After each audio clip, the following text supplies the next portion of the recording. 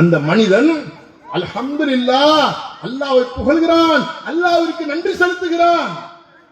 அது அந்த மனிதனுடைய கணக்கிலே நன்மையாக பதிவு செய்யப்படுகிறது. ஒரு மனித சந்தோஷத்தில் அல்ஹம்துலில்லாஹ் சொல்லிட்டான், அவனுக்கு அதை நன்மை ஆக்கிட்டான். ஆச்சரியமா இருக்கு. அதே நேரத்தில் ஒரு மூமினுக்கு ஒரு துன்பம் ஏற்பட்டு விட்டது, ஒரு சிக்கல் வந்துருச்சு, ஒரு சிரமம் வந்துருச்சு, இதை சகித்துக் கொண்டால், இதை பொறுத்துக் கொள்கிறாரு. இந்த மூமினை நினைச்சு எனக்கு ஆச்சரியமா இருக்கு.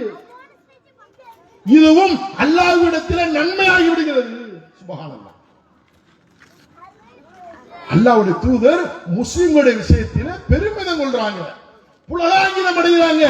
அப்படிப்பட்ட ஒரு வார்த்தையை சொல்றாங்கன்னு சொன்னா, நாம நம்முடைய வாழ்க்கை வழிமுறைகள்ல நன்மையிலும் தீமையிலும் இன்பத்திலும் துன்பத்திலும் அனைத்து விஷயங்களிலும் அல்லாஹ்வை நினைவு கூர்ந்து அல்லாஹ்வை பொருந்திக் கொள்ளக்கூடியவர்களாக, அல்லாஹ்வை புகழக்கூடியவர்களாக, பொறுமையோடு சகிப்புத்தன்மையோடு நம்முடைய வாழ்வை அமைத்துக் கொண்டவர்களாக இருந்தால் அல்லாஹ்விடத்தில் நன்மைக்குரியவர்கள். இது நம்மை அல்லாஹ்விடத்தில் நெருக்கமாக்கி வைக்கும். அல்லாஹ்விடத்தில் எவர் ஒருவர் நெருங்கி விட்டாரோ அவர் சிறந்த முஸ்லிம். அதே போன்று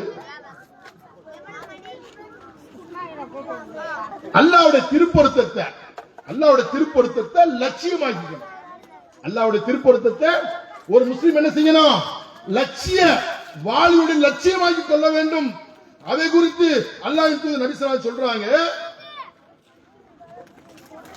மனிதர்களின் கோபத்திலும் அல்லாஹ்வின் திருப்தியை நாடுகிறாரோ அவருக்கு மனிதனால் ஏற்படும் ஆபத்திலிருந்து அல்லாஹ் பாதுகாப்பான். மனிதர்கள் விஷயத்துல நாம ஒரு கோபம் வந்துருது, கோபமான விஷயம், பாரதூரமான விஷயம், ஒரு தவறான காரியம் நடந்துருது.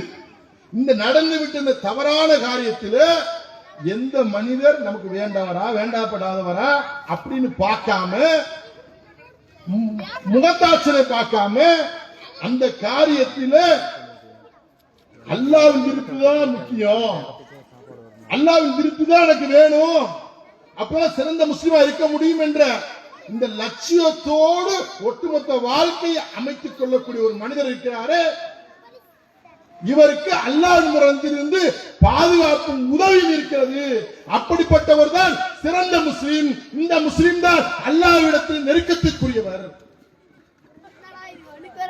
என்பதாக அல்லாஹ்வின் தூதர் நபி ஸல்லல்லாஹு அலைஹி வஸல்லம் சொல்லிட்டாங்க. அதே நேரத்தில் மனிதர்கள்ட்ட கோபத்துக்கோ வேற மகிழ்ச்சிக்கோ ஒரு காலத்திலையும் மார்க்க விஷயங்கள்ல விட்டு கொடுத்து வாழ்ந்துவிடக் கூடாது என்பதை உணர்ந்து கொள்ள வேண்டும்.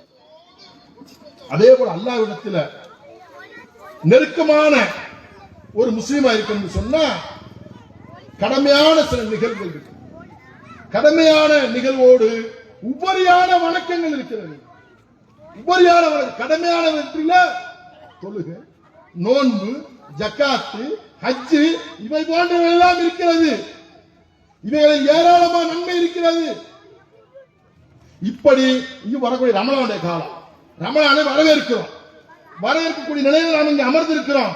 அப்ப அந்த ரமலானுடைய வரவேற்புல அந்த ரமலானை கண்ணியப்படுத்தக்கூடிய வகையில் எதனால் இந்த ரமலானுடைய மாதம் புனிதமாக்கப்பட்டதோ, நோன்பு கடமையாக்கப்பட்டதோ, அப்படிப்பட்ட திருமறை குர்ஆன் இறக்கி அருளப்பட்ட மாதம்.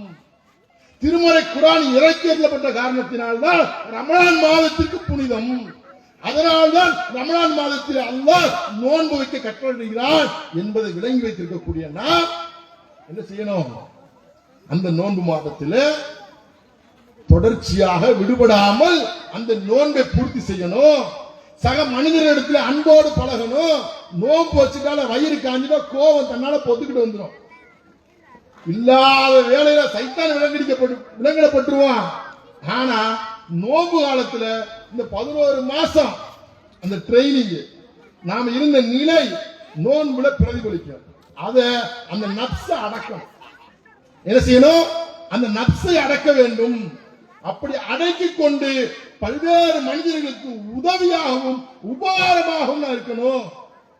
உபகாரத்துக்கு பதிலாக உபத்திரவமாக யாருக்கும் இருந்துவிடக் கூடாது என்ற நிலையில எல்லாம் சிந்தித்து பரலான நோன்பு, தொழுகை, திருமறை குர்ஆன் ஓதுதல், வணக்க வழிபாடுகள் செய்தல், இன்ன பிற நன்மையான ரமலானுக்கு பிறகும் உள்ள பல்வேறு விதமான நோன்புகளை பற்றி எல்லாம் நாம் அறிந்து தெரிந்து அவர்களை பின்பற்றுவதையானால் நிச்சயமாக இது அல்லாஹ்விடத்திலே நம்மை நெருக்கமாக்கி வைக்கும். நம்மை சிறந்த முஸ்லிமாக இந்த உலகத்திலும் மறுமை வாழ்விலும் அல்லாஹ் நம்மளை தேர்ந்தெடுப்பான், நம்முடைய வாழ்வை வெற்றி பெற செய்வார் என்பதை லட்சியமாக கொண்டு நம்முடைய வாழ்வை அமைத்துக் கொள்ள வேண்டுமாய் கேட்டுக்கொண்டு, நிறைய செய்திகள் இருந்தாலும் கூட இறுதியா ஒரே ஒரு செய்தி என்ன, இந்திய தொழுகை ஜமாத்தை பொறுத்த மாத்திரத்தில் தொழுங்க, நோன்பு வைங்க, அல்லாஹ்வுடைய நன்மை இருக்குது, அல்லாஹ்விடத்தில் நெருக்கமாகிக் கொள்ளலாம், இப்படி பல்வேறு விதமான மார்க்கத்தினுடைய வழிமுறையில் சொன்னாலும் கூட இந்த சமூகத்தில் ஏற்படக்கூடிய விளைவுகளை பார்த்து, தீமைகளை பார்த்து கண்மூடி மௌனிகளாக ஊமைகளாக இருந்துவிடக்கூடாது, ஊமையா இருந்துவிடக்கூடாது. இப்ப பார்க்கிறோம், இந்த மத்திய ஒன்றிய அரசிற்கும் தமிழக அரசிற்கும் சில எச்சரிக்கைகளையும் கோரிக்கைகளையும் முன்வைக்க கடமைப்பட்டிருக்கிறோம். இந்த நேரத்தில் ஏன் தெரியுமா, சிறைவாசிகள் விடுதலை பல ஆண்டுகளாக 15 ஆண்டுகளுக்கு மேலாக சிறை கொட்டடியில முஸ்லிம்கள் அல்லாத பல்வேறு தாழ்த்தப்பட்ட மக்கள், பிற்படுத்தப்பட்ட மக்கள் இந்தியா முழுக்க இந்த RSS சங்க பரிவார பிஜேபி கூட்டங்களுக்கு எதிராக செயல்படக்கூடிய குறிப்பா முஸ்லிம்களை சிறை கொட்டடியில் அடைக்கிறார்கள். இப்பொழுதும் அடைக்கிறாங்க, இதுக்கு முன்னாடி நடந்திருக்கு. ஆனால் அவர்கள் வேதனை செய்யப்படுகிறார்கள், துன்புறுத்தப்படுகிறார்கள். சட்டம் என்ற போர்வையிலே சட்டமே அவர்களை படுகொலை செய்கிறது என்ற குற்றச்சாட்டை இந்த கூட்டத்தின் வாயிலாக நாங்கள் வைக்கின்றோம். சிறைவாசி 15 வருடங்களுக்கு மேலா உள்ளவங்க விடுதலை செய்ய எவ்வளவு நாள் கத்திக்கிட்டு இருக்கிறோம் முஸ்லிம்கள். இந்த அரசு தமிழக அரசு செவிசாய்க்கும் என்ற நம்பிக்கை முஸ்லிம்களுக்கு இருக்கிறது. அதை நிறைவேற்றி தர வேண்டுமா இந்த கூட்டத்தில் கேட்டுக்கொள்கிறோம். நேற்று ஷாதிக் பாஷா என்ற ஒரு சகோதரன் சென்னையில் அம்பத்தூர்ல சுரேஷ் என்ற ஒருவர் படுகொலை செய்யப்படுகிறார்.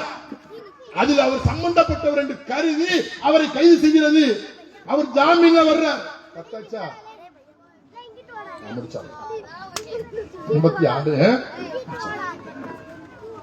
அப்ப சார் மணி நேரம் அப்படியே நின்னாங்க, அப்படி பக்கத்துல முடிச்சார். அப்ப பாருங்க, சுரேஷ் என்பவர் படுகொலை செய்யப்படுகிறார். அதுல குற்றச்சாட்டின் அடிப்படையில் சாதிக் பாஷா கைது செய்யப்படுகிறார். அந்த சாதிக் பாஷா கைது செய்யப்பட்டு ஜாமீன்ல வெளியில் இருக்கிறார். ஜாமீன்ல வெளியிருக்கக்கூடிய அந்த சகோதரன் சாதிக் பாஷாவே NIA ஒன்றிய அரசினுடைய NIA ஏவல் துறை அவரை ஒரு பொய்ச்சாட்சி சொல்ல சொல்லுது. வேற ஒரு வழக்கில் அவர் மறுக்கிறார். மறுத்ததுடைய விளைவு என்ன தெரியுமா, NIAவால் அவர் கைது செய்யப்படுகிறார், சிறைச்சாலை அடைக்கப்படுகிறார், நோய் வருகிறார், துன்புறுத்தப்படுகிறார். வெளியில ஹாஸ்பிட்டல் நாங்க மருத்துவம் பார்க்கணும் கேட்டா கூட பொய்யான காரணங்களை சொல்லி அவரை நிராகரித்தார்கள். அந்த சகோதரன் நேற்று மௌத்தாகி விட்டார். இன்னா லில்லாஹி வ இன்னா இலைஹி ராஜிஊன். அல்லாஹ் அவரை பொறுத்துக் கொள்வானாக. இந்த சமூகத்திற்காகவும் அல்லாஹ்விற்காக பொய் சொல்ல மாட்டேன் என்ற உறுதியோடு இருந்து மரணத்திக்கிறார் அந்த சகோதரர். அவருக்கு மன்னரை வாழ்வு அல்லாஹ் பொன்னரையாக்க வேண்டும். அவருடைய கபரை விசாலமானது ஒளிந்திருந்தது ஆக்கணும். அவர் பாவங்கள் மன்னிக்கப்படணும். சொர்க்க சுவனத்தில் உள்ள பட்ட ஆடையை உடுத்தியவராக விரிப்பில அவர் உறங்க வேண்டும் என்ற பிரார்த்தனை முன்வைங்க. ஆனால் இப்படி கொடுமைப்படுத்தப்பட்டு அந்த நாங்க வெற்றி அடைஞ்சிருவோம். இந்த உலகத்தில் எங்களுக்கு வெற்றி, மறுமை நாள் வெற்றி இன்ஷா அல்லாஹ். நாங்கள் செல்லப்படும் சொர்க்கம் இன்ஷா அல்லாஹ். அதற்காகத்தான் இந்த சமூகத்தோட இணைந்து இப்படிப்பட்ட நல்ல வழிமுறைகளை, போதனைகளை செய்து கொண்டிருக்கிறோம். இந்த அரசுக்கு எச்சரிக்கை விடுக்கிறோம். ஒன்றிய அரசு NIAவால் கைது செய்யப்பட்டவர்களை, நியாயவான்களை ஒடுக்காதே, அவர்களை விடுதலை செய். இல்லை என்று சொன்னால் பெரும் போராட்டத்தை, ஒரு சுதந்திரத்தை மீண்டும் சந்திக்க நேரிடும் இன்ஷா அல்லாஹ். தமிழக அரசு இன்ஷா அல்லாஹ் விரைவாக விரைவாக விரைவாக நீங்கள் நல்ல முடிவெடுப்பீர்கள் என்று நாங்கள் நம்பிக்கையோடும் எதிர்பார்ப்போடும் இருக்கிறோம். நீங்கள் எங்கள் எதிர்பார்ப்பை நம்பிக்கையை இறைவனுடைய அருளால் பூர்த்தி செய்து விட்டால் இன்ஷா அல்லாஹ் உங்களுக்கு இன்ஷா அல்லாஹ் அல்லாஹ் போதுமானவன். அல்லாஹ் சுப்ஹானஹு வ தஆலா இந்த உலக வாழ்வை மறுமைக்கான வெற்றி வாழ்வாக அமைத்து தர வேண்டும் பிரார்த்தித்து நன்றி கூறி விடைபெற்றுக் கொள்கிறேன்.